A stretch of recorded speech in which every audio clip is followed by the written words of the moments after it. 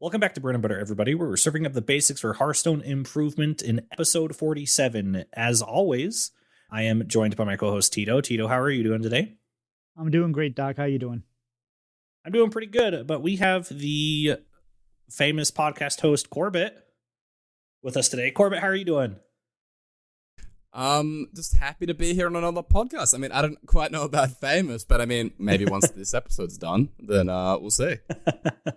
We'll introduce you to dozens and dozens of extra folk. All right, I'm into it. But no, guys, I'm doing pretty well today, and yeah, very excited to be here. I was so happy that you guys invited me on today. Thank you. So first kind of general question, Corbett, what have you been doing inside of Hearthstone recently? Yeah, I've mostly just been sticking to Wild over the past week or two. I was playing a lot of Standard, right up until the Jailer nerf, I think. And then this current month, man, it's been a rough one, I think, with some of the things going on with Yogg-Saron. So I've kind of mostly been sticking around playing Pirate Rogue in Wild, which is very much not a deck that I have touched in some time, but I've been having a good time with it. So, yeah, it actually hasn't been too bad. You know, if you just kill them before they can play Yogg, then you never have to see the Yogg-Saron. It's so smart. But yeah, rank 1 legend plays. Exactly, yeah. Tito, how about yourself? Well, I've been playing Standard. I actually really like the meta. Unlike most people, I do hate Yogg. They need to nuke Yogg from orbit, which they did. We'll talk about that in a little bit. But outside of that, I've been having a lot of fun. I've been playing, for the most part, Paladin, Garden Pure Paladin, which has been a lot of fun playing a couple different varieties of that. I really like the Cool Ghoul in there. It's not a standard version, but it's very sticky, so it can kind of work rogue out of resources. But we're also trying with the resistance aura that they have in the VS report, and just trying to find the right thing. I have in the notes that I was in around top 3,000. I actually peaked at around 1,600, but as of now, I'm closer to 4,000, which is a little sad. But we're going to keep working at it.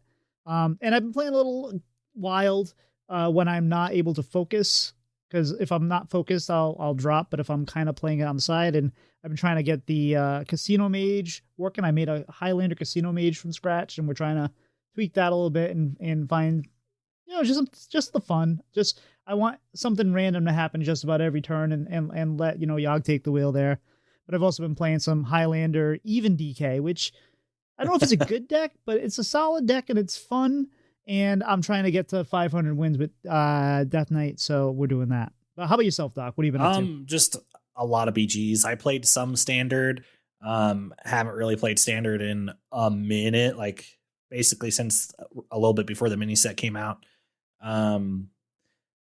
Played Mech Rogue just because that was what I was playing a lot of besides Paladin and Druid.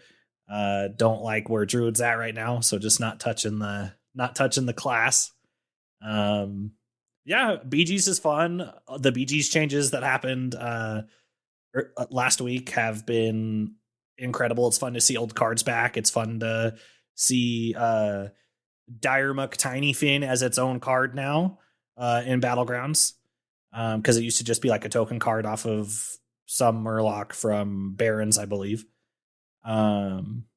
Yeah, Hearthstone's still fun. Battlegrounds is great. I'm around like 5,555, so not super high, but the climb is slow. Just a couple of anomalies I haven't figured out how to play with yet, but we'll get there. Yeah, that's basically everything for me inside of Hearthstone, because it's just been busy with moving. Corbett, what have you been doing outside of Hearthstone? Oh, it's been sad out here outside of Hearthstone. I've been in the wars, man. I've been sick. I had some surgery on my finger. I mean, like, I'm holding it up to the camera. It's not like anyone can see this, but it's been a little bit of a slog. I came off I play like Aussie rules football, which I don't even know if you guys would know what that is. When you say football, you mean like European football, right? Like soccer? No, I mean something kind of, it's its own sport here in Australia. It's kind of like a mix between like rugby almost and kind of like soccer, but it's a unique sport that's very popular here. So Aussie rules football And yeah, that's a long season, very physical sport. I came off super injured and stuff, so I've kind of just been piecing myself back together. A lot of hospital visits and stuff, but I'm on the way up. I'm back into running, and by next week I'll be flying around, doing my usual things. So looking forward to that. Now, for our listeners, where is here? Oh, here, yes. Well, I hope you gathered by the Aussie Rules football that I am in Australia. Here is. I'm near Melbourne, Australia, so in the countryside. I kind of don't get too specific with it, but around that area. So yeah. How about yourself, Doc? What have you been up to outside of Hearthstone?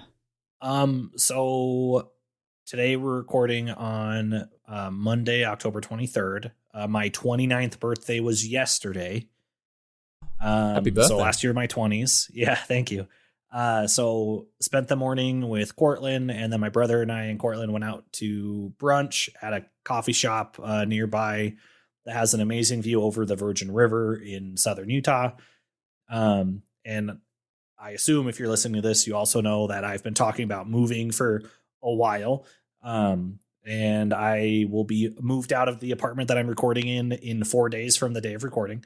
So I've just been trying to check off a bunch of bucket list stuff of final things to do before we don't have the opportunity to do them every day kind of thing.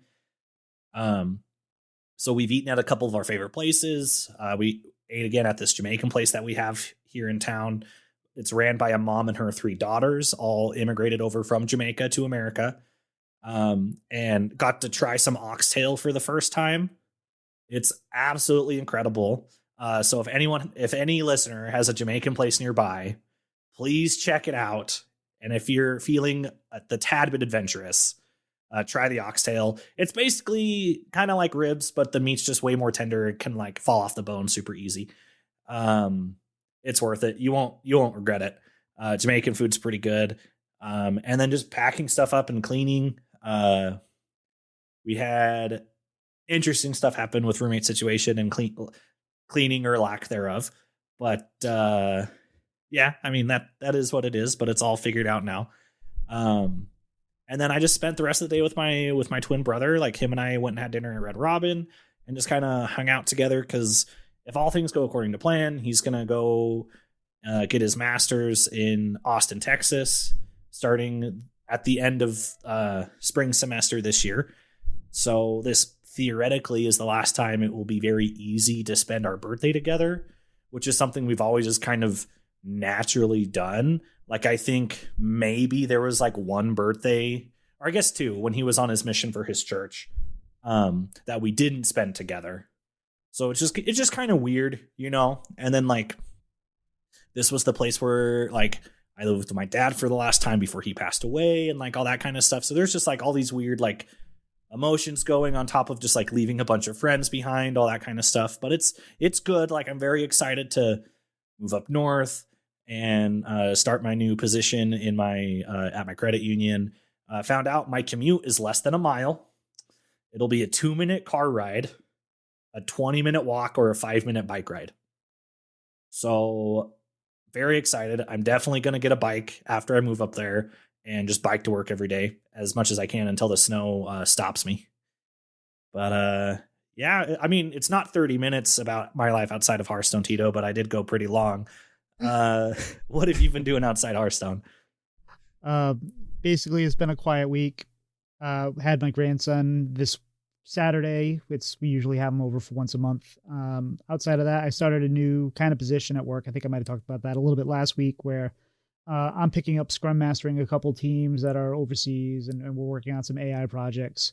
So that's getting starting to ramp up, and that's taking some time.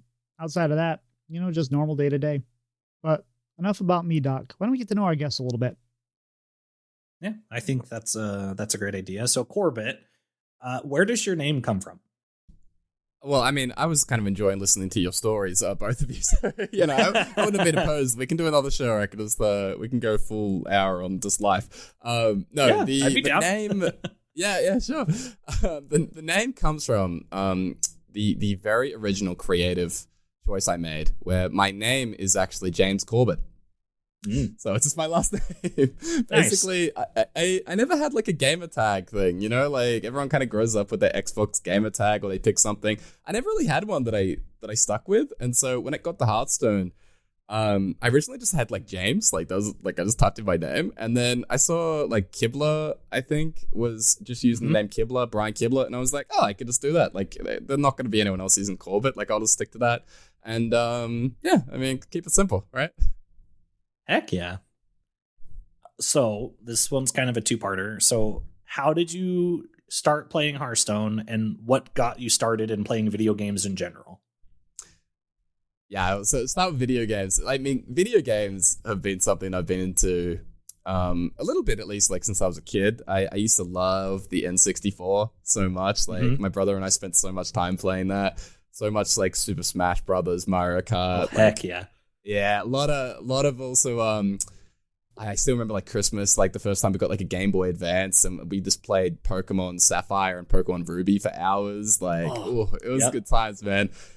You and I are the same age, I think, like very close. So that's whatever generation you're in, like whatever Pokemon game came out when you were like 7 or 8 years old, that was the best one, right? Like it's always whichever one happened when you were a kid. So yeah, we love that. But gaming as a whole, like I'm not really a gamer as much as I like enjoyed the N64 and dabbled in that stuff. I'm not someone that like has like a huge Steam collection or anything. So I got into Hearthstone when a friend just mentioned it. Like I'd played Yu-Gi-Oh a little bit as a kid, and so I kind of had this interest in card games. And he mentioned it to me, like, "Do you want to try it?" I gave it a shot. This is back in like 2015, 2016, I think, when the Grand Tournament was just out, like that month. And yeah, just started playing it. Was an arena main for a few years, and then slowly started trying to construct it, and eventually that led to, you know, me streaming and, you know, devoting really like a huge part of my life to this game, which it's kind of just funny how, you know, things just take a turn like that. I kind of love how you were talking about like which Pokemon game was out when you were a kid, where me and Just the Guy are like, we had Atari, we had Pong as a kid. So yeah. Well, I mean, oh God.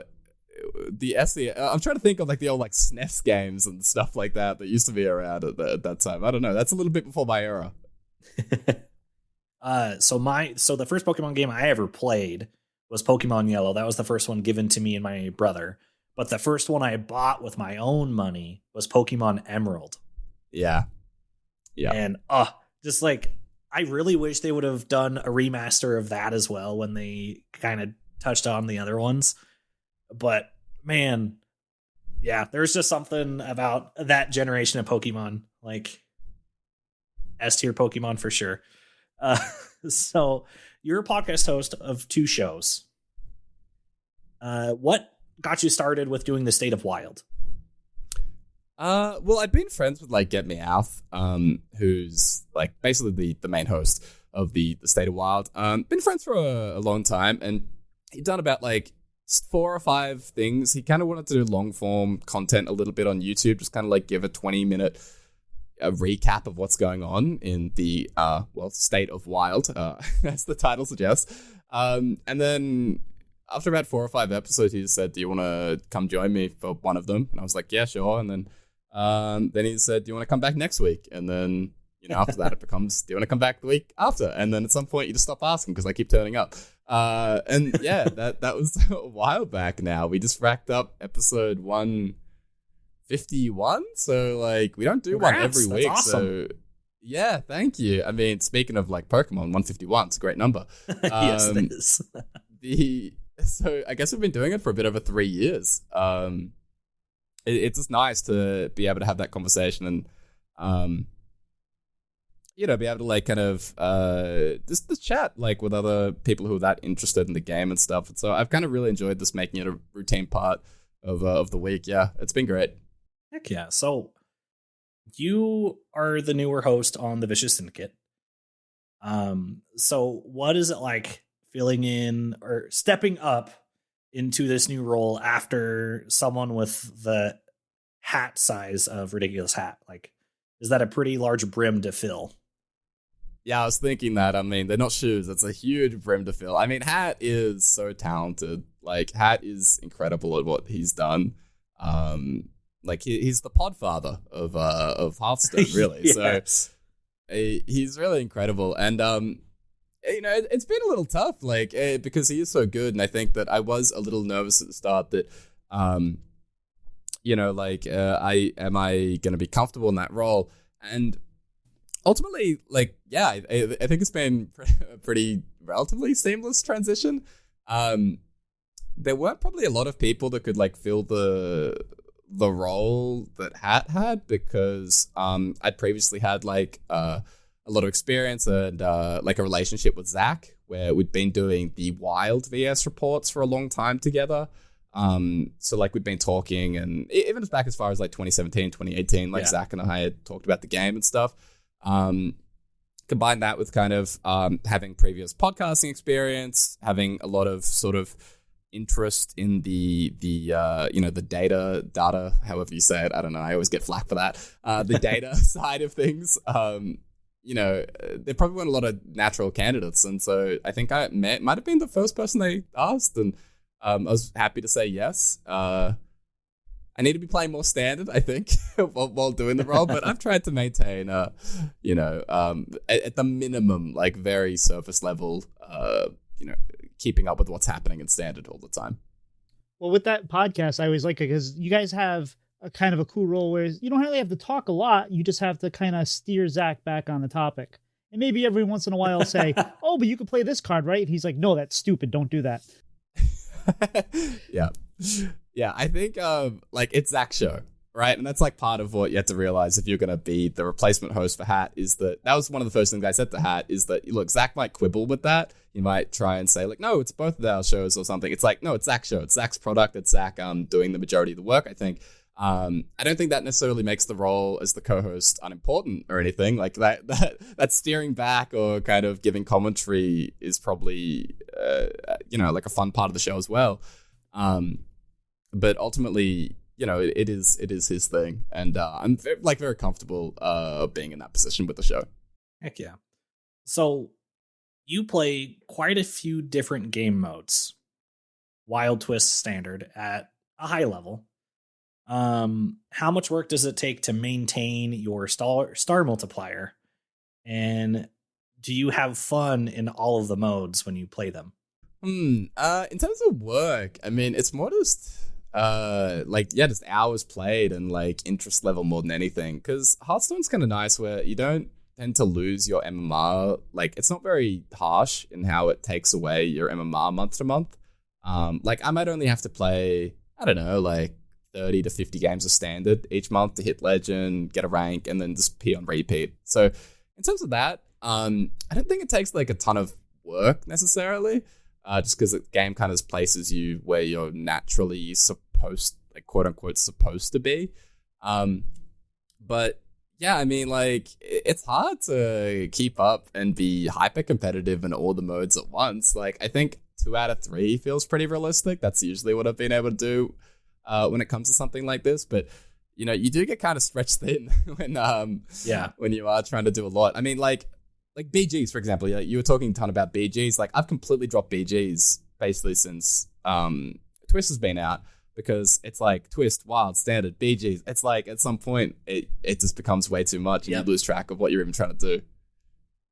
Yeah, no, that's fair. Like, I mean, and that's like a good thing, right? Because there's so much to do within Hearthstone as a game. Like, you can ignore one or multiple formats in the game and still feel like you have so much on your plate that you can eat, right? Like, there's just so much there no matter how you enjoy the game.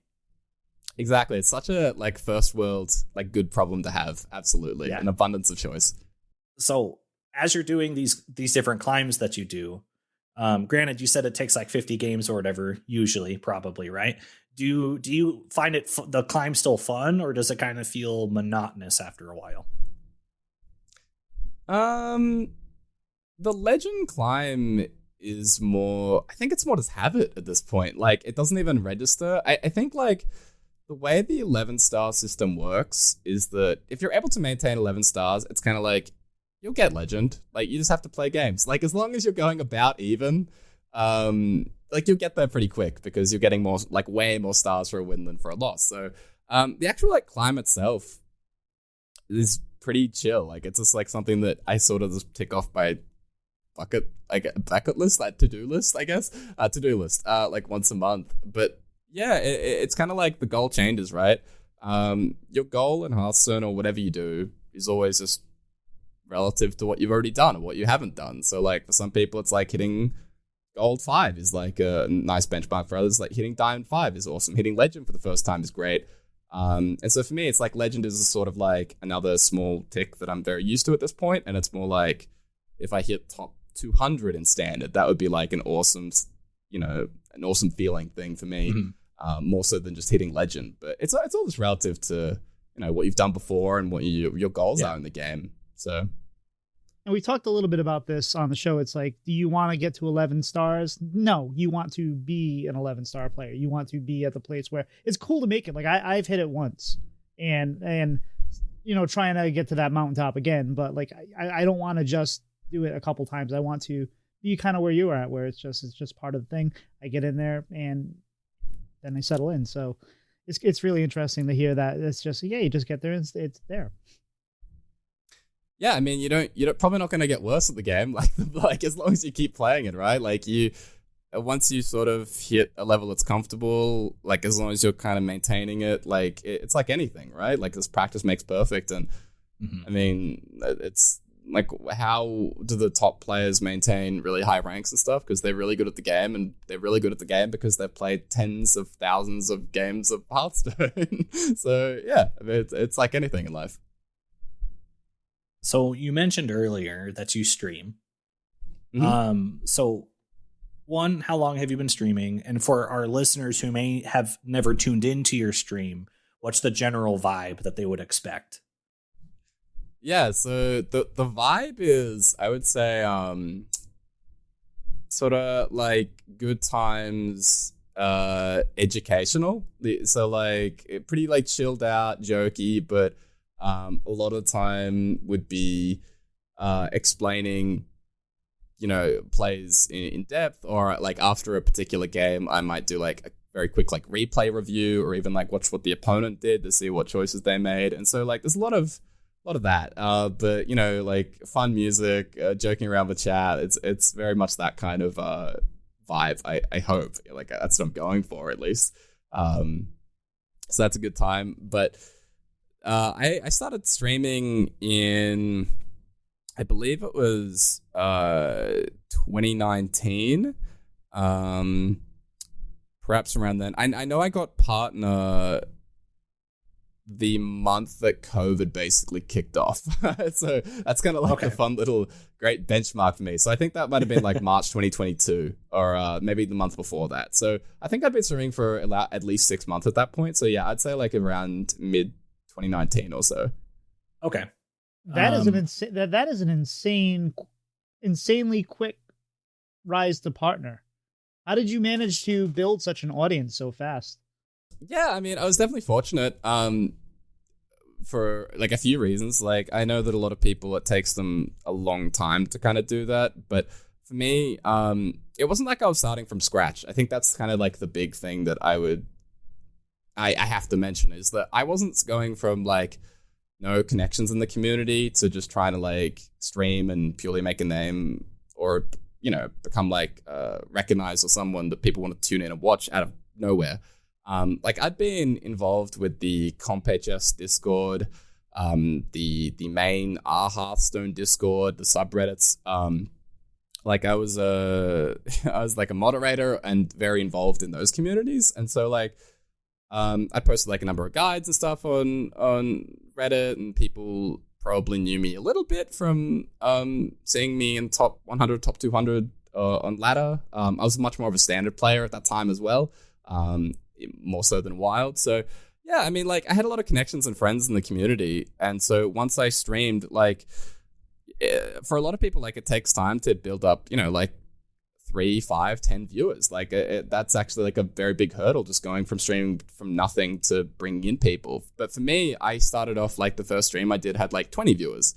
And that's like a really nice day one. And so it didn't take too long. I also think that being an Australian actually helps for me to get partner, because the Twitch partner approval can be dependent on region. You know, like a lot of people probably don't know that, but there's a lot less competition here in Australia. Like we don't have the same kind of streaming community that you might find in Europe or in America, obviously, in particular. And so, you know, how you rank as a streamer in your region, I think, is an important mark. So for me, it was probably just like a combination of things. I had a nice boost to community, and then, you know, I hit decent numbers in a region where they were kind of happy to approve people probably a little quicker than other regions. See, when you said Australian helped you, I thought you were going to say it's because of your accent. I mean, maybe that does help. Maybe there's some novelty that you know, people always crave. So with being a high level player, when you do get like those higher finishes, or you're pushing to get that higher finish, do you ever get the thought of trying to push for like top 10 and trying to get into like a Masters tour? No, not really. I mean, obviously like in Wild and Twist, which is where I predominantly spend my time in like the off, the less, you know, main formats. There is no Masters Tour or anything like that. So purely talking in terms of standard, not really. Like I think that the Masters Tour or this competitive Hearthstone scene for a long time has been very brutal in terms of trying to break in. Like if you look at the seasons of GM, right? Like GM started, I think, in like 2020 or 2019. So like that was going on for a very long time, the Grandmasters. And there were great players that just could not break in. Like players like Gabby. Gabby had like 12 rank 1 legend finishes in something like 16 months, and he still wasn't a grandmaster because it was so favored to the people that were already in, and you had to kind of like really high roll and luck out to be able to break it into the professional esports scene. So I think that right now as well, they only take the top 4 players from each region. Like the truth is, the players that are getting those spots are much better than me. Like I think realistically, like I'm a good player, like I'm a great player probably relative to the population, but the people that are the very best in the game are a lot better than me. They spend more hours on the game than me, and ultimately that's why, like, they deserve the spots. And then it's not something that I am capable of probably getting right now, or something that I necessarily want to do. Like I'd rather goof around and do the stuff that I'm doing in Wild and not. I mean, sometimes you see the people that are going for these finishes and you can just tell like they hate the game at a certain point, because, you know, when you're kind of trapped like that, every win-loss matters. You have to spend so many hours. Like it can take away a lot of the fun. And I have done some like very light esports stuff back in like 2017, 2018. They used to have like ways that you can get in if you weren't already an established player. Like if you've never competed in a Masters Tour, there was like a tournament to get into one. And I finished, I think, like 3rd in that, and the top 2 got in. So I was very, very close to being able to compete in one. But I never was able to, you know, push on. And now the system is so competitive where it's like you need top 5 finishes and stuff. And like I said, I'm probably just not good enough realistically to be able to do that. You ever get to hang out with Blister Guy? No, Blister Guy and I have never met. I've actually never met anyone that I know in the Hearthstone community here in Australia. But Blister Guy's up in Sydney. He's like a solid like 8-hour, 9-hour drive away from me. So yeah, I haven't seen Blister before. But we've kept in touch a little bit. Like we've messaged each other every now and again. He's actually been very, very nice to me. Big fan of Blister Guy, for sure. That's kind of shocking because he's usually not nice to everybody else. That's obviously we're obviously kidding. We love Ray. He's a fantastic individual. He's probably the nicest person out there. Even when he gave me in my content creation, especially starting the podcast and all that, he's given me some advice along the way, and some brutal advice at times, but always very nice about it. He's just a great guy. And then thank you. Sorry. Even when like Evil Ray shows up in some of his content, Evil Ray is still so incredibly nice. Just a little sarcastic. Yeah, Not so Yeah. evil, Ray. Yeah. Yeah. So you're someone who's played a bunch of Hearthstone, and with playing a bunch of Hearthstone, you play a lot of different decks. So if you could pick a favorite deck of all time, what would that be? I think I have to pick APM Mage, which is a wild deck that you guys might not be familiar with. I don't know if you are. It's like a Flame Waker deck that you played with Sorcerer's Apprentice, and you would just play out your Flame Waker, play out your Apprentice, and then you would go burr, and you would play every card that you could, and like it was so fun. I had so much fun with that deck for a very long time, and then then Apprentice got nerfed, and we haven't seen it since. And that got really good once they gave us the mana biscuits there. Yeah, mana biscuits. There was like Incantus Flow, Spring Water, and then they printed Drekthar. Drekthar as well was great because it's 4 mana to get the Wake and the Apprentice. Like that was really strong as well. Yeah, that was. I love that. I played a lot of that deck for a while. That was a lot of fun. Yeah, I miss it. A lot of the BG's players actually loved it. It was kind of funny. The I remember Harper Bear or Lee. There was a lot of them that liked that kind of APM style from BG's. Actually, like gave it a shot, even though they'd never really played WoW before. And it was so weird seeing like a lot of these really high MMR BG players in like top 30 wild leaderboard. But yeah.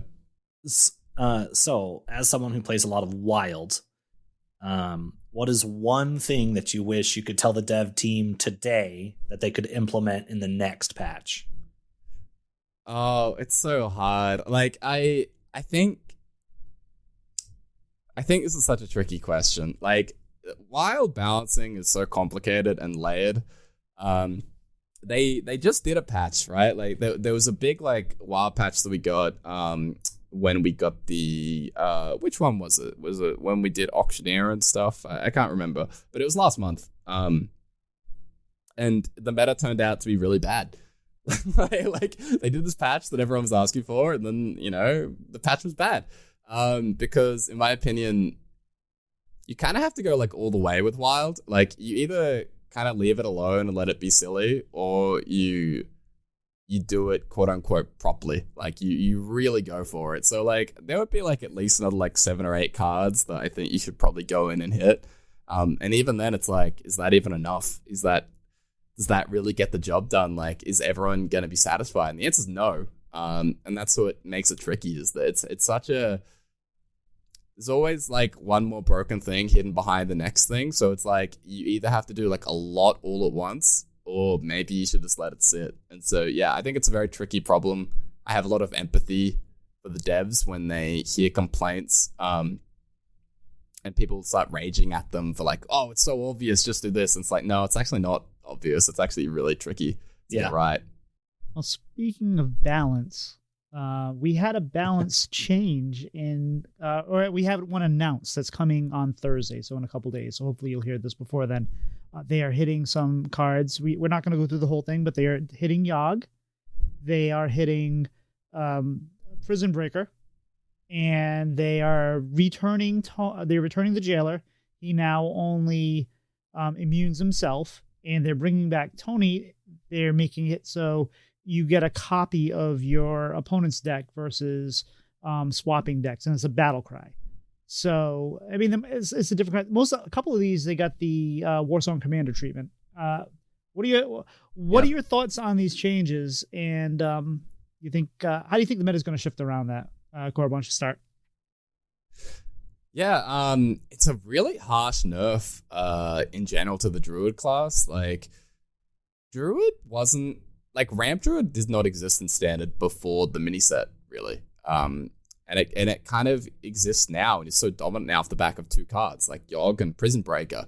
Well, those cards are getting nerfed, but there are still like lots of things that are being hit to target Druid on top of that. So I am kind of nervous that this patch could be sort of like the one they did with Warrior in Voyage, when they went after Control Warrior with like 4 or 5 cards, and then Warrior was garbage for like another 6 months or longer. Yep. So I do have a little bit of concern about that. I get it. like they can't do this patch and then accidentally leave Druid as like the best deck again, because man, that would reflect real bad if that happened again. So like I get it, but you know, at the same time I am a little bit nervous long term. The reworks are brutal. I'm happy that they went super harsh on Yogg like this. Like, I hated Yogg. Yogg is one of the cards that I despise the most in recent history. So, like, I'm happy that they really went after it. But, man, like, the Jailer is kind of, like, deleted. Tony's deleted. Like, this is some harsh stuff that you typically don't see in Modern Hearthstone. Usually they're very, very gentle with nerfs, and they want to maintain playability. Not this time. Yeah. Not this time. Yeah. And I was hoping that they would make a different change. I'm happy he's nerfed.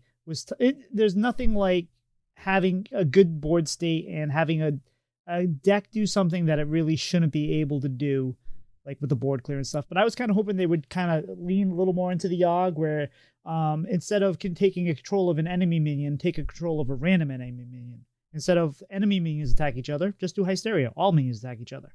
And then it would have been, I think, less oppressive. You could still had it be the cornerstone there of the mini set, but I think it would have been.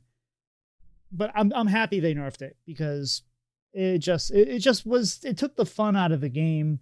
And I don't hate, like I said, I don't hate this meta as much as everyone else, but it definitely had an impact where it's so hard to not get tilted when 3 games in a row, you know, Yogg just wins it or whatever. You have to play Yogg, and you have to plan out who's going to Yogg the Yogg and then follow up with the Yogg. And again, it makes it so it's hard to play Titans, and it took away a lot of things. But I like the changes. And actually, I kind of don't want to see Druid go away, although they have plenty of cards that are still good that we're not even seeing. Like, you have that one card that used to be very significant. It was, what is it? Draw 3 cards, and then you get a taunt minion that's equal to the size of your hand. We're not even playing that. And that was always like a dominant card for a while. So I like it because like I said, I've been playing Paladin. I match up pretty well against the Druid. So I didn't see enough Druids. I was kind of sad as I was playing. But yeah, I think the nerfs are good. I think Prison Breaker nerf, as much as I've enjoyed playing that card in some other decks, I think that was a good nerf. But where the meta goes, that's what's going to be interesting. My first thought is it's going to open up room for aggro, but we say that now, and that probably just brings back some more control. So it's one of those things where how these dominoes fall, where things are going to end up. Doc, what about your thoughts on some of these changes? Yeah, so like I said, I played a lot of BGs like just before the mini set through the entirety of the mini set. And the couple games I've come back and played standard in, Yogg, like, I understand where people feel Yogg is a problem, because he 100% was. It was just so powerful and could go into anything. And I like the changes that they did. It's just sad that they have to essentially fundamentally change a couple cards. But like, all in all, like, people for a long time were doing broken stuff with Jailer, doing broken destroy your deck, give you back an empty deck stuff with Tony. Like, there was a lot of shenanigans happening. And I'm excited that the meta hopefully has a little bit less available neutral board clear, with Prison Breaker being nerfed a bit. Because I'm an aggro and mid-range player at heart. So like, slow it down and get rid of the clear just enough to give my play styles a fighting chance, and I'm happy. That being said, who knows what's going to happen when the next expansion comes out in 2.5 weeks. Like, this is going to be maybe a little weird growing pain patch, right? But then in 2.5 weeks, we're going to get a bunch of brand new cards. We'll have a 6-set meta again, and there's just going to be a bunch of crazy stuff happening once we have all these cards together. To answer your question, Zach is going to know how the meta is going to shift. I'll send him a DM. We'll find out. Yeah. But yeah, I like it. Yeah, just I'm glad that they're not afraid to make these kind of big changes. Granted, it did take them a while to figure out how to change these cards, but they're taking way more risks now than they ever have before. Like, we used to only get a balance patch a set, right? Like a couple years ago. And now we just have so much change all the time, which is a great thing. And I feel like when there's like the missed windows for a balance patch, it makes us feel like it's been forever when it's just all recency bias because we've literally gone 3 to 6 months without a balance patch before. Yeah, no, devs know what they're doing. It is sad that a couple cards are essentially just deleted out of the client for most people, but that's just the way the deck draws, you know. I had one game against Druid where it was turn 4, and I had a really good start. I had I stuck light, like the light dude, and that buffs the next guy. I can't think of his name. But you play Katori? Katori Lightblade? I had Katori. And I had a really good board on turn 4, pressure and super aggro, gonna win against the Druid. Turn 4, they somehow double nourished and played like 17 cards and then stole my dude. And or did something. It was just, are you kidding me? Like, which is fine. Like, granted, I lost, so I was salty, but like, it just seemed like so much. I'm just happy they're making the change. Speaking of changes. Yeah. We've talked about the new expansion a little bit last week. We've gotten more cards. So what's your favorite card so far that they've released? We're still early in the cycle, but so far, what's been your favorite? Ooh. In terms of power, probably the coin maker. I forgot its name. I need to like boot up because I'm so bad. It usually takes me like a month at least to figure out the new names of the cards. But it's like the 2-mana 2/3. If you have a 2-mana card in your hand, get a coin. I think that could be quite good. How about yourself, Doc? Yeah. Kingpin Pud. I think it's fun having all those different ogres and just getting a gang again. Like, feels a little bit like Mean Streets, kind of having a gang back in Hearthstone. But I think it's a fun card. Like, there's definitely a lot of like summoning value that you can get off of him if you're able to play a bunch of different gang members before you play Pud. But yeah, I just think that's gonna be a fun card. I don't know how great it's actually gonna be, but yeah, I'm just excited to get my hands on that one. And how about yourself, Tito? I'm looking forward to Sheriff Barrel Brim, the ridiculous hat looking card. Ridiculous hat. Yeah. Yep. I think it's gonna be fun until it's not. I think we're all gonna enjoy it for like it's a better Maiev. We're gonna enjoy having it because what that does is it gives you a location that makes a minion go dormant for 3 turns, and it has 3 durability. Or 3 whatever charges. So you could essentially keep something in stasis for pretty much the entire game if there's something you don't want going to your face. But I can see a couple things here. I can just see it I can see it almost being oppressive, but I can also see it being not even played. It's one of those cards where you're not going to know until you get it into the meta. And I can also see me playing it many times because there's a condition that says you have to have 20 or less health. And we're going to forget. You're going to slam it down and be like, where's the shit? And now I have to bleep that at the 44 mark. I mean, if it does become powerful enough, like there's one neutral location destruction card. I don't remember what it's called. I just know there's like one. I think it's a 3-mana. I don't know. I kind of we saw it a while back in standard. I think people were playing that when there was like construct quarter, right?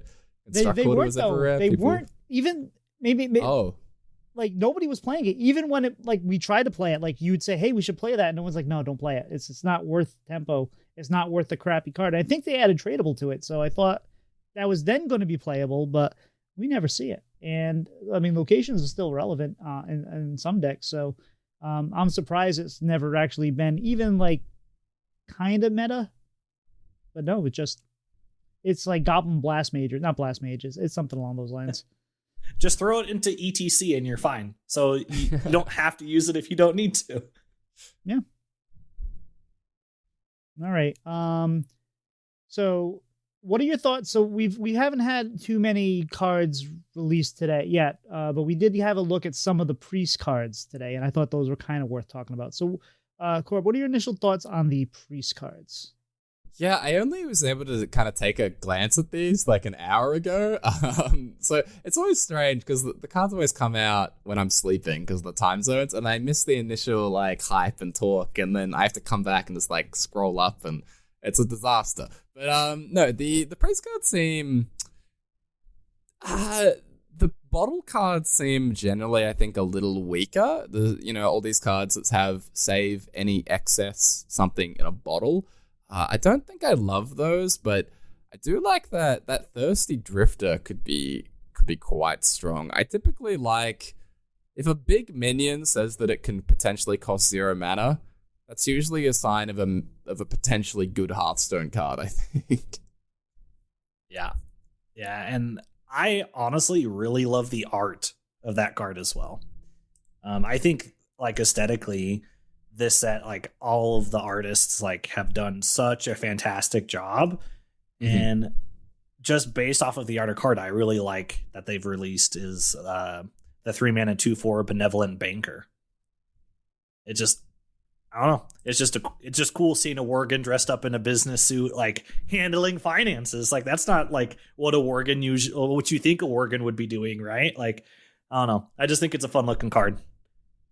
Yeah, I love it when Hearthstone gets like goofy with the the theme and the flavor, and like it's fine. Like sometimes we can get something very, very serious, like Frozen Throne or something. But where there's like a Harry Potter-y type vibe in Scholomance, or we're getting the Wild West stuff, or maybe one day we get something that feels very like Pirates of the Caribbean, almost like I like it when we get into that kind of that situation.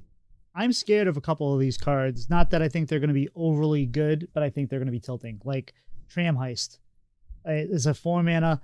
Get a copy of each card your opponent played last turn. I mean, that's basically what not Shenanigans. It was there was a Rogue Secret that did kind of the Plagiarize? same. Plagiarize. Plagiarize. Yeah. But it just seems. I think it's going to feel so much worse from Priest, because that's when Priest starts playing your own cards against you, and then. I don't know. I always, especially when to control Priest, man. It is what it is. It's my least favorite class for a reason. and don't worry, we're on the same page right here. You and I are linked on the control Priest. Hey, don't worry about that. It's just when they drop that Behemoth down, and then they drop that second Behemoth down, and then the third one, and you're like, come on. But yeah, just stealing. So they have. Summon a 4/4 copy of a random minion in your opponent's hand. That's Posse Possession. The Benevolent Banker is discover a spell from your deck, quick draw enemy deck instead, and that's not a copy of. That's taking one of your cards. So I just feel like these cards are going to be Priest confirmed. Yep, they're just gonna kind of drive you a little nuts, but it'll be fun, and I'm sure Wicked will be happy. So that was a lot. We're already almost an hour here, but I think I have time for a nice big yummy dinner. What do you think, Doc? Yeah, that sounds good to me, my man. So we've been lucky to have some high level players on here. We had Ron Mexico recently, and now we had Ant. Now we have Corb. Do you like Corb, by the way? Because I know Zach calls you Corb, but like, is that kind of like your preferred nickname, or some people get nicknames they don't really like? Nah, Corb is totally fine. I'm good with Corb. All right. So I thought we'd really kind of focus on being a high level player, because since you do it in many different modes. So how long was it when you started playing Hearthstone before you made Legend? And then how long after that did you kind of make the jump to being a high level player, high Legend player? Yeah, so I think I started playing again. I think it was the month before TGT, so that would have been like a July. The expansion would have come out in August, and I think I hit Legend around, I want to say November or October. So maybe like 4 to 5 months. I think about 4 months of playing, I hit Legend. I still have these like very stuck out in my memory games where I was playing Secret Paladin at like rank 3, like, because that was the first real try hard deck that I was playing, old Secret Pally. But yeah, so I think about 4 months or so. By the time I kind of hit high Legend, I mean, Gadgetsan, I remember hitting Gadgetzed with aggro shaman and queuing to dog, just randomly. Like I'd only hit legend a few times at that point because I had been like an arena main, but I went back to constructed, and once I was at like top 10 legend queuing a dog, that was kind of my like, oh, you know, yeah, I might have to bleep this, but that was my moment. Once that happened. Very nice. So what sort of things did you find yourself doing or changing that took you kind of from a legend player to actually playing people like Dog? What were the things you were doing that would improve your gameplay? I think, I mean, it's so like the bad generic thing is like play better, right? Like make better decisions, but it's like, what does that actually mean? I think that mulligan is a huge thing. Like I think that it's very easy for you know, like solid players like to get a little trapped in like their mulligan where they're probably like, this card's fine, this is a curve, I guess I'll keep it. Whereas I think like what you should generally be doing is look for your best stuff very aggressively. So I think like becoming more used to that was a great thing to do. I think like this in terms of getting better, just like talking out plays with people. Again, I mentioned at the very like top of the show that I used to be very involved in the CompHS Discord, and there used to be a channel there that I loved, which was called What's the Play? It was basically someone would just take a screenshot, they didn't know what the play was, and they would post it, and then people would discuss like, what's the play? What do you do here? And being able to like talk about that and see other people's reasoning for like why you would make a certain decision. I think that was a really big part of it, right? So even recognizing that you have a decision in Hearthstone can feel so autopilot sometimes that even just turning off that autopilot part of your brain and just thinking, wait, why am I doing this? Like, is there actually something better? Is you know, a big part of what helps, I think. I actually had World 8 in my stream the other night, and he was watching me play Paladin and give me some thoughts. And one of the things he was saying is that I was not being aggressive enough with Fork Health Loss. It's like, play it on 2. You have a Divine Shield minion, drop it in there, let him deal with it. And it's so easy to think, well, Fork Health Loss, save it for when I need to clear a minion, or when maybe with a combination with the weapon. That's for those that don't know that card off the top of their head. It gives your minion +3, give your hero +2. And yeah, doing that, all of a sudden, it helps you snowball. See last episode. In order to, if your opponent can't play cards if they're dead. So play your cards that you have in your hand to your maximum advantage. And it's sometimes you just, like you're saying, sometimes you get stuck in autopilot. And I wasn't even thinking about playing that on 2 because it just seemed like a card that you don't play on 2. I want to play maybe hero power, get another minion out there and all that. So I feel that. And that's kind of the things that I'm trying to learn, is just to make those better decisions on, well, what should I be doing here? And not just be on autopilot. And that's part of the whole reason I started streaming, was to try to talk to people. So I'm talking to myself. So I'm talking these plays out and actually figure it out. So, yeah, I like that. So, what besides playing cards and mulligans, what are some other, we kind of went into the next question.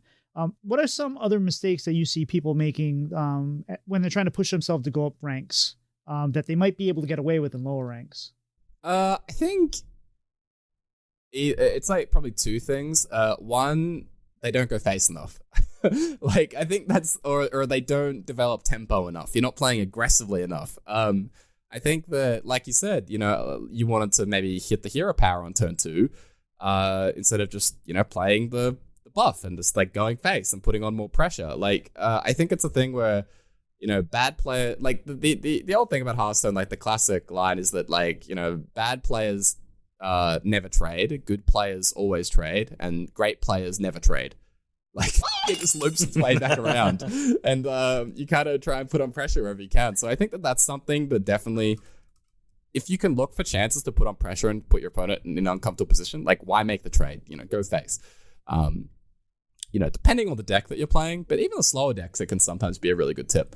So that's definitely one. And the other, I think, is like predicting plays from the opponent. Like, sometimes, you know, it's like layered. It's like, first, you just make kind of random choices, and then you kind of figure out what is the best choice for you to make, And then the layer after that is figuring out what's the best choice for the opponent to make, what's their best play, and then what does my play look like into their best play. And it's why a lot of decks like Pirate Warrior or Paladin sometimes fall off at very top ranks, because they're more predictable plays, and higher level players are just a lot better at exploiting what the opponent can potentially do as they just set up into their opponent's turns. So I think those are probably the big things. Yeah, and I think I've kind of taken that sometimes in the opposite direction, where is I will maybe hesitate, like we were saying with the example is, let's say I'm playing a Death Knight, I will say, well, I could play Health Loss here, but all they're going to do is equip the Staff of the Primus, hero power, and clear that, and then I'd lost my tempo. But it's still the right play, even if you know that maybe they're going to clear it, then you just got to follow it up with the next threat. But I think that knowing, hey, this is just going to get cleared if I do this, well, you're taking up their resources they have to use to clear it, and then they won't have them for later or something like that. So getting in that mindset is challenging. But yeah, I think the thing that the absolute best players do, they're the ones that are able to say, like, once you keep layering up and you start thinking about what the opponent can do and stuff, once you're able to get to the point where you say, all right, show me that you have it. Like, you know, maybe they don't have it. Like, do a thing that you think is the best chance of winning, and it's like, maybe it gets answered by this one thing, but it's like, they don't have it. They don't have it. Just do your thing. And I think that's, you know, having the confidence to do that and not worried about if you get punished. That's like when you start getting really high level, I would say. And sometimes you got to remember they have multiple things, because I try to do that too. I say I always try to make them have, or not always, but I always try to be in the mindset of make them have it. But then I'll be like, oh, they don't have the clean the scene, and I'm like, oh, they have the cannibalize. So, given that you tend to play up in these top ranks, you say you get to play people like Dog and all that. Is there anybody whose number you feel like you always have, or that someone that you feel like always beats you? I'm always interested in that. Like, Kibler always beats me, or Dog, or whatever it might be. Or I like Bunny Hopper. I own him. Is there anybody like that either way on either side? Oh, I definitely would say I own someone like Bunny Hopper. But I don't know. Like, I definitely know that I've had that feeling about people before. Because I remember feeling like, oh my God, I can never beat this person. But this was like years ago. At this point, I don't think so. Like, I think it all kind of just evens out, man. Like, if you play enough games, like, the good times come in, the bad times roll out. Like, you'll get lucky, they'll get lucky, you know, over a big enough sample size. So nothing really comes to mind too much when I think about that. You know, especially in Wild, where I do see a lot of the same faces over and over and over again. Not too much. Did you win that first Dog matchup? I believe so. I believe I did. Because I was going to ask, like, who is the person you beat the first time that you were like, oh, I can't believe it, and, like, you know, posting, I beat this, so it must have been Dog. Yeah, I think that probably was Dog. I'm sure, like, we're talking about years ago, right? It's like 2017 or something. So I'm sure there was times where I could know someone like Trump or something. I seem to remember that, where I was very excited. But yeah, it was probably seeing Dog. Like, that's one of my earliest, like, competitive Hearthstone memories that I have for sure. But do you think given that you see a lot of the same names, do you think that there's an advantage or a disadvantage? Like, you see Ron Mexico and you're like, oh, I know he's got your Hunter. I know kind of the style he plays. I watch him or whatever. Is there kind of, or you see him all the time, so you kind of know their moves. Do you find that it's an advantage, or do you find a disadvantage because they know you, or maybe it just kind of comes out in the wash? I think for me, I would prefer to see someone a lot because, like, realistically, I'm putting more information out there into the world than they are. Like, I'm a streamer. I post stuff on Twitter. Like, what I'm playing, they probably have a high chance of seeing what I'm using, what my exact list is, right? So, for me, there's always sort of an imbalance of information there. Whereas, like, if I queue into someone random, I don't know them. I've never played them. I don't know what they're playing. And, it's always easier to play with an open deck list format, I think, when you know what your opponent has or could have, or what their exact 30 is. So I definitely like it when I'm able to queue into the same faces and the same decks, because it takes away some of that sort of imbalance of information. And yeah, I do think as well that open deck list rewards decision making more. I mean, there's a reason tournaments have played like open deck lists, and I used to play in THL in some closed deck list formats, and I really didn't like it very much. I know a lot of people like love that, but it was never my jam, and I've always preferred like open deck list to know what to play around, and you know what I should be doing in these games for sure. Do you feel like you play better or worse when you're on stream versus off stream? Because on stream you're talking about it, you're going through your plays, you might even be more focused than you were, or you might even be less focused. I don't know. How does that feel for you? So much worse. Like so much worse on stream. I think that has to be true for everyone. I mean, I suppose if you're streaming and you're like laser focused, like not communicating with chat or anything, like you're just there to show yourself and not actually interact, then I guess at that point it doesn't matter. But humans suck at multitasking. Like people say they're good at multitasking. People suck at multitasking. Like we can't do it. It's hard to engage like that part of your brain in two different ways at one time. Like you have the autopilot part of your brain that just like breathes and talks and whatever and goes through your day, and then you have to engage your brain. And Hearthstone, you need to engage your brain. Like you need to be thinking, and it's hard to do that while trying to be entertaining and talk and do music requests and, you know, be fun for people to hang out with. So absolutely, like so much worse on stream. It's why sometimes streamers get a little too paranoid about the whole like sniping thing. It's like, oh, this is my win rate on stream, this is my win rate off stream. I must be getting sniped. And it's like, okay, that might be a tiny bit true, but you're probably just playing worse because like you're distracted, you're having a good time, and you're not laser focused like you would be off stream for sure. So I think it's a very clear answer for me. I have to assume it's very clear for most people, even if they might, you know, think differently. I guess I think sniped for the first time last week, and I was like, hey, that's kind of cool. Someone actually looked me up and came and watched me. Like, I don't want to happen all the time, but you know, hey, maybe I've made it. So you play a bunch of different modes. You play, I don't know if you ever play duels, but I know you play wild and standard and twist. And do you feel like each mode brings a different skill set? Like each player would like, because standard is very focused on a small subset of cards. Wild has a lot of cards. Twist is shorter time to refine decks in theory. Do you think that there's a different skill set, or is it pretty much all the same? I think it is slightly different. Like I think broadly, good Hearthstone players are good Hearthstone players, and you know the most successful standard players have come over to Wild and done well. The most successful Wild players have typically done very well in standard as well. So you see the same kind of names, so that means that I think that the skills have to be very transferable. But at the same time, like I do think there are subtle differences. I think there are small differences for sure. Like I think Wild is typically has more tolerance for the solitaire style decks. They're more likely to exist, those kind of single player decks. And so if you're playing those, you do kind of develop a different skill set when it comes, you know, being very focused on your own game plan, or being able to play lots of cards in one turn, kind of looking more often for the extreme potential power spikes. Like, what is the best high roll I could go for here? And I think that Wild definitely can help reward that behavior a little bit more than standard, whereas standard can be, there's a lot more like playing around random cards in standard. Like there's very little random card generation in Wild, but there's quite a lot of it in standard relatively. And so that is a different skill set entirely as well, you know, being able to play around randomly generated stuff. So I do think there are small differences for sure. But good Hearthstone players are good Hearthstone players, like for the most part. Now, no, this is not on this. This is not on the list I gave you, but do you make your own decks, or do you pretty much just pilot, or a little bit of both?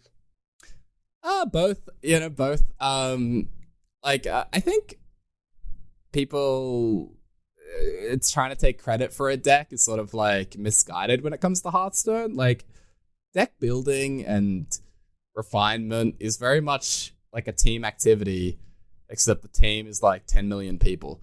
Like we all see something that we like, and we say, oh, I should try that, or we have like lots of previously built upon ideas about like what cards work well together. There's always so much information out there and someone else might have tried that perfect 30 that you got to before you did. They just might not have posted it anywhere. So like I will very often like look at a list and change a couple things that I like, but like everyone's done stuff before. Like people come up with decks before they even get into the game. The devs come up with the decks before we even see them. Like they try out all these cards as well. So yeah, I don't know. The whole like deck ownership idea, I always like reject that pretty much. Like worried about not getting credit for this and that. Like it's fine. Like if you take a list that you see me playing on stream, you don't have to like credit me or anything, because I'm building upon things that everyone else has been trying. And I think in Wild, even more so, that's a bigger thing as well. Just because, like, a lot of the archetypes have been around for a very long time. Like, Odd Paladin, for example, has been around since 2017 or 2018. So it's like not like you invented the idea of putting Baku in Paladin. Like, other people have done that. So, yeah. Yeah. Well, and this is what kind of wanted to ask this. What's a deck list that you really fell in love with that just didn't get there, but you stuck with it way longer than you should have because you just wanted it to happen? Oh, man. I think I tried to make this old Mildruid work so much. It was kind of like, it was like this old... It's like what people you played with Tony Druid, like recently, that actually ended up getting Tony banned in Wild. I was playing like a version of that with Auctioneer, except I was playing with Togwaggle, and used to have way less mana cheating. There used to be like way less stuff that you could do in terms of being able to cycle through the deck and kill the opponent. But I stuck with that deck so much, and man, it was bad. It was real bad. But it was kind of like the deck I'd play on stream when I got really tilted, and I just like didn't care about my rank anymore, and it was just like, screw it, all right, it's Mildruid time, and I would play that deck a lot, but never won games with it. It's fair. I tried to make Obelisk Mage work for a long time. I believe that was a lot of fun, and you could occasionally get there, but it was bad. It was very, very bad, but it was fun when you knocked it off. I admire the bravery. That is incredibly brave on your part, the Obelisk Mage. The one deck, and sorry, this is a little bit of a side. One deck that I actually made work for a while and was playing around 50% for a long time was the Sunkeeper Raw Rogue that Marky Mark there was playing, and it actually worked, and people never expect it because they don't know what that card is. And then it was basically you played you played the Scourge Illusionist or the Kobold Illusionist, and you had the weapon, the Death Rattle weapon, and you do it all in one turn, and you just had to assemble all the pieces, and then boom, Sunkeeper Ra. And if they actually killed it, you had the secret that returned it to your hands, and you just played it again. And what are they going to do? It was a lot of fun. So if you had one piece of advice for our listeners that are trying to get better at Hearthstone, whether they're going from gold to diamond or diamond to legend or legend to high legend, what would be the single thing you would say focus on the most? Get a partner to like spectate you or spectate them, and talk about the plays in real time. Like, I think that is the biggest thing that can help you is sort of co-oping basically, but active co-oping, like not just, I think some people think co-oping and like they just picture someone just telling them what to play almost, just like do this, and it's just like, they're not actually thinking, but actively debating, thinking about plays and making decisions and try to justify it and then doing it and see what happens. I think that's the best way, especially when it's someone that's about as good as you are, maybe slightly better than you would be the ideal situation. But where you can just like talk about the plays together. I think that's basically what I did with like the What's the Play channel that I talked about in CompHS. And I think that it's just active learning and active participation, and just like teaches you, like what works, what doesn't. So that would be my best thing. Get a buddy, spectate, get better together. It'll be fun. And we always say this, but if you are a patron of Coin Conceit, one of our favorite podcasts, is at a certain level, I believe it's $10, it might be more now. but you get a 1 month coaching every month, and there's coachings you can get through Gamer Sensei and stuff like that.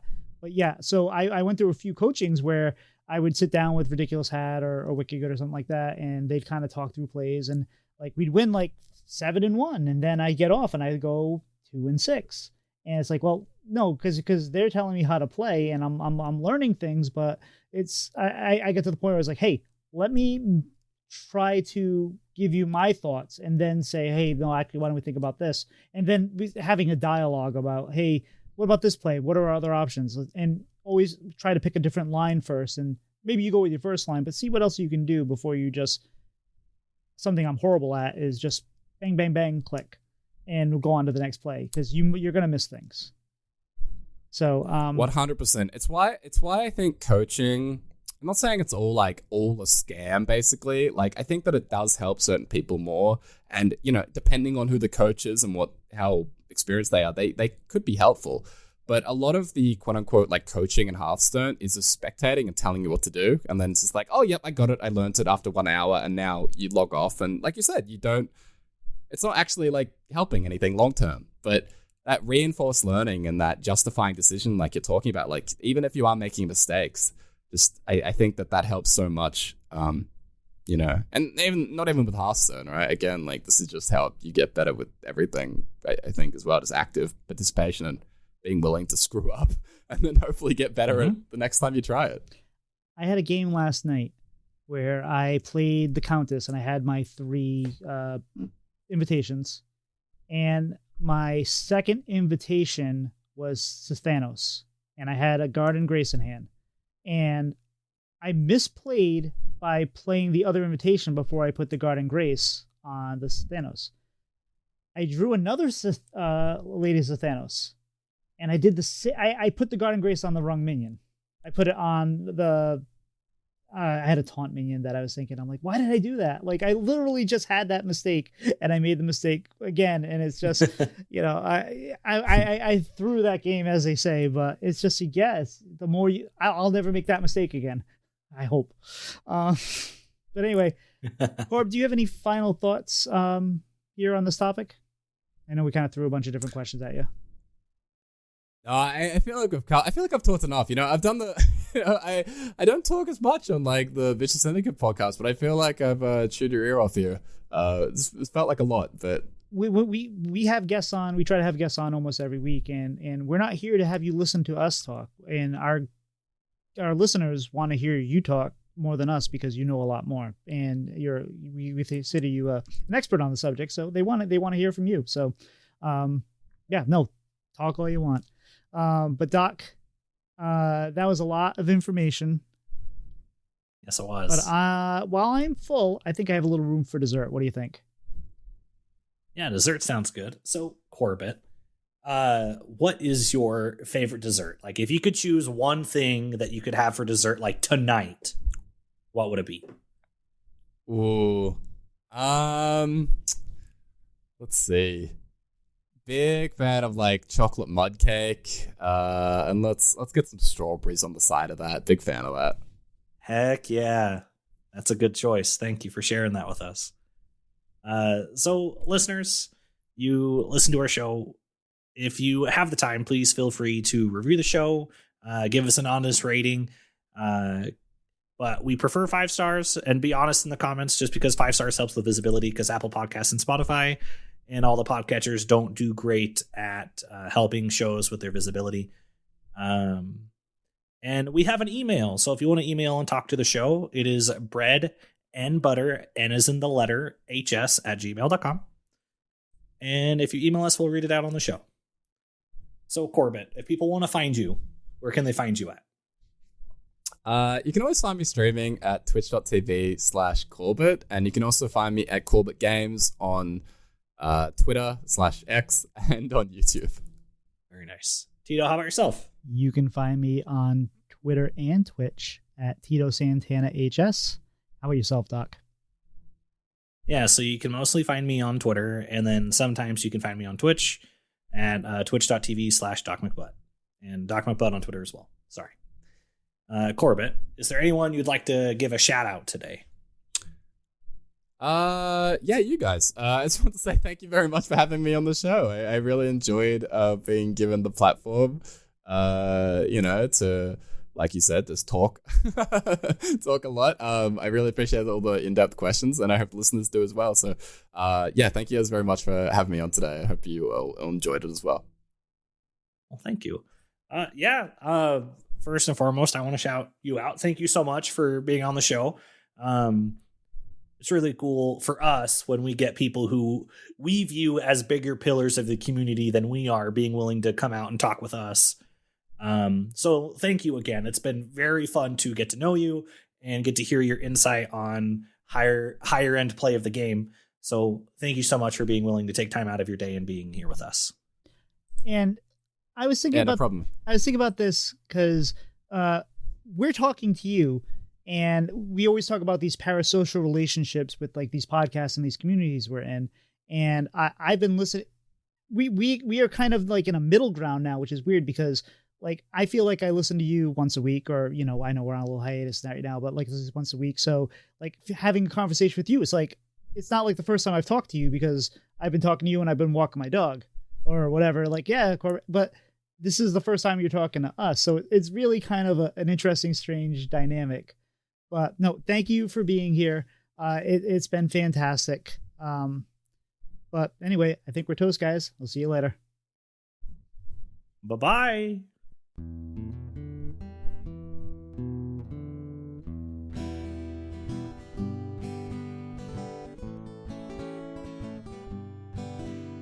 Slide two brothers meet one another when they slide up to the mic.